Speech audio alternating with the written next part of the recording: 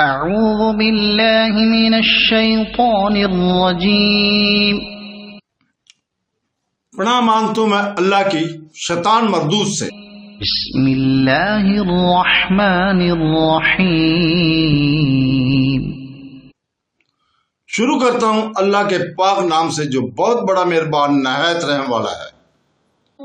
وَإِذْ نَجَّيْنَاكُمْ مِنْ آلِ فِرْعَوْنَ يَسُومُونَكُمْ سُوءَ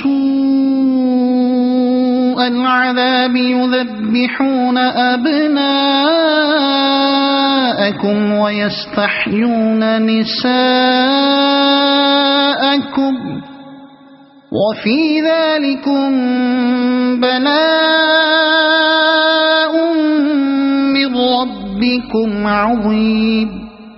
وَإِذْ فَرَقْنَا بِكُمُ الْبَحْرَ فَأَنجَيْنَاكُمْ وَأَغْرَقْنَا آلَ فِرْعَوْنَ وَأَنتُمْ تَنظُرُونَ۔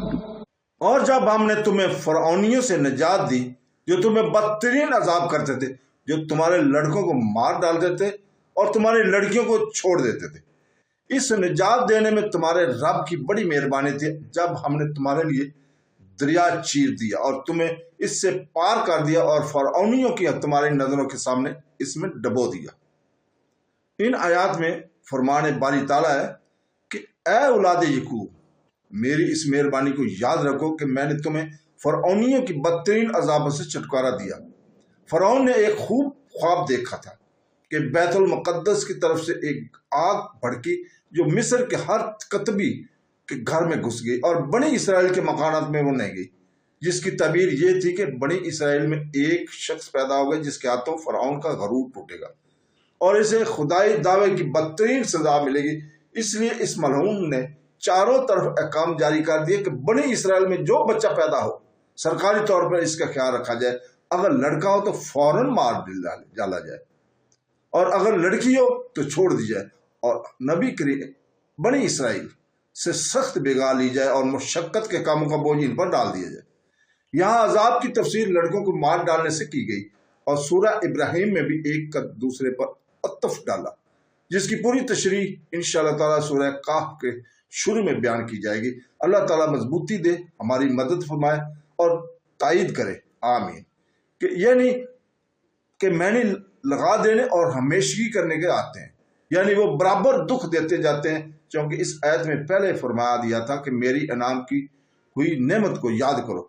اس لیے فرعونیوں کے مذاق کو تفسیر کے طور پر لڑکوں کے قتل کرنے سے بیان کروایا، اور سورہ ابراہیم میں بھی شروع میں فرمایا تھا کہ تم اللہ تعالیٰ کی نعمتوں کو یاد کرو، اور اس لیے وہاں عطف کے ساتھ بیان فرمایا تاکہ نعمتوں کی تعداد زیادہ ہو جائے، یعنی متفرق عذابوں سے اور بچوں کے قتل ہونے سے تمہیں حضرت موسیٰ علیہ السلام کے ہاتھوں نے نجات دلوائی۔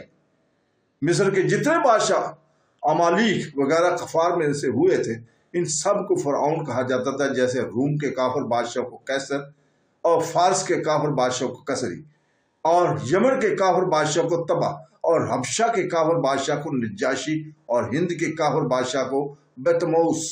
اس فرعون کا نام ولید بن مسعب بن ریان تھا، بعض نے مسعب بن ریان بھی کہا۔ یہ املیک بن عتبن ارم بن سام بن نوح کی اولاد میں سے تھا۔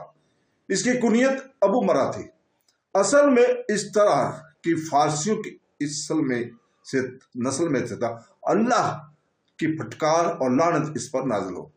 پھر فرمایا اس نجات دینے میں ہماری طرف سے ایک بڑی بھاری نعمت تھی کہ اصل میں نے آزمائش کیا ہے، لیکن یہاں پر ابن عباس رضی اللہ تعالیٰ عنہ، مجاہد رحمۃ اللہ علیہ، ابو علیہ رحمۃ اللہ علیہ، سعدی رحمۃ اللہ علیہ وغیرہ سے نعمت کے معنی منقول ہے۔ امتحان اور آزمائش بھلائی برائی دونوں کے ساتھ ہوتی ہے، لیکن بلوانا بلا کا لفظ عموماً برائی کی آزمائش کے لیے اور بلا کا لفظ بھلائی کے ساتھ آزمائش کے لیے آتا ہے۔ یہ کہا گیا کہ اس میں تمہاری آزمائش تھی، یعنی اس عذاب اور بچوں کے قتل ہونے میں۔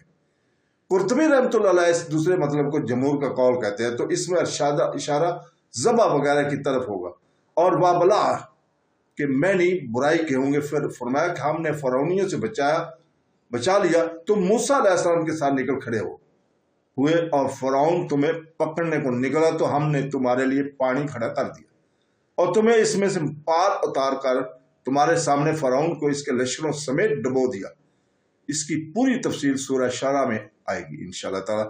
عمرو بن میمون اودی رحمۃ اللہ علیہ فرماتے ہیں کہ جب حضرت موسیٰ علیہ السلام بنی اسرائیل کو لے کر نکلے اور فرعون کو خبر ہوئی تو اس نے کہا کہ مرغ جب بولے تب سب نکلو اور انہیں پکڑ کر قتل کر ڈالو، لیکن اس رات قدرت الہی سے صبح تک مرغ نہ بولا۔ مرغ کی آواز سنتے ہی فرعون نے ایک بکری ذبح کی اور کہا کہ اس سے پہلے کہ اس کی کلیجی سے میں فارغ ہوں اس سے پہلے 6 لاکھ قبطیوں کا لشکر جلال میرے پاس حاضر ہو جانا چاہیے۔ چنانچہ حاضر ہو گیا۔ یہ ملعون اتنی بڑی جمید لے کر بنی اسرائیل کی ہلاکت کے لیے بڑے کرو فرض سے نکلا اور دریا کے کنارے انہیں پا لیا۔ اب بنی اسرائیل پر دنیا تنگ ہوگی، پیچھے ہٹے تو فرعونیوں کی تلواروں کی بھیڑ چڑھیں گے، آگے بڑھے تو مچھلیوں کا لقمہ بنیں گے۔ اس وقت حضرت یشوع علیہ السلام نے کہا کہ اے اللہ کے نبی اب کیا کیا جائے؟ آپ نے فرمایا امر رب آگے آگے۔ یہ سنتے ہی انہوں نے اپنا گھوڑا پانی میں ڈال دیا، لیکن گہرے پانی میں جب غوطہ کھانے لگا تو پھر کنارے کی طرف لوٹ آئے اور پوچھا اے موسیٰ رب کی مدد کہاں ہے؟ ہم نے آپ کو جھوٹا جانتے ہیں نہ رب تعالیٰ کو۔ 3 مرتبہ ایسا ہی کہا۔ اب حضرت موسیٰ علیہ السلام کی طرف وحی آئی کہ اپنی لکڑی دریا پر مارو۔ لکڑی لگتے ہی پانی نے راستہ دے دیا اور پہاڑوں کی طرف سخت ہو گیا۔ حضرت موسیٰ علیہ السلام اور آپ کے ماننے والے ان راستوں سے گزر گئے۔ انہیں اس طرح پار اترتے دیکھ کر فرعون اور فرعونیوں نے بھی اپنے گھوڑے اسی راستے پر ڈال دیے۔ جب فرعون کا سارا لشکر دریا میں اتر گیا تو پانی کو مل جانے کا حکم ہوا اور چاروں طرف ریل پیل ہوگی اور سارے کے سارے ڈوب مرے۔ بنی اسرائیل نے قدرت الہی کا یہ نظارہ اپنی آنکھوں کناروں پر کھڑے کھڑے دیکھا، جس سے وہ بہت ہی خوش ہوئے۔ اپنی آزادی اور فرعون کی بربادی ان کے لیے خوشی کا سبب بنے۔ یہ بھی مروی ہے کہ یہ دن عاشوراء کا تھا، یعنی محرم کی 10ویں تاریخ تھی۔ مسند احمد میں حدیث ہے کہ جب حضور پاک صلی اللہ علیہ وسلم مدینہ میں تشریف لائے تو دیکھا کہ یہودی عاشوراء کا روزہ رکھتے ہیں۔ پوچھا کہ تم اس دن کا روزہ کیوں رکھتے ہو؟ تو انہوں نے کہا اس لیے کہ اس مبارک دن میں بنی اسرائیل فرعون کے ہاتھوں سے آزاد ہوئے اور ان کا دشمن غرق ہوا، جس کی شکریہ میں حضرت موسیٰ علیہ السلام نے یہ روزہ رکھا۔ آپ صلی اللہ علیہ وسلم نے فرمایا تم میں سے بہت زیادہ حقدار موسیٰ علیہ السلام کا میں ہوں۔ پس حضور پاک صلی اللہ علیہ وسلم نے بھی خود اس دن روزہ رکھا اور لوگوں کو بھی روزہ رکھنے کا حکم دیا۔ بخاری، مسلم، نسائی، ابن ماجہ وغیرہ میں بھی یہ حدیث موجود ہے۔ ایک اور ضعیف حدیث میں ہے کہ رسول پاک صلی اللہ علیہ وسلم فرمایا اس دن اللہ تعالیٰ نے بنی اسرائیل کے لیے پانی کو کھڑا کر دیا تھا۔ اس حدیث کے راوی زید الحلمی ضعیف ہے اور ان کے شیخ یزید رقاشی ان سے بھی زیادہ ضعیف ہے۔ صدق اللہ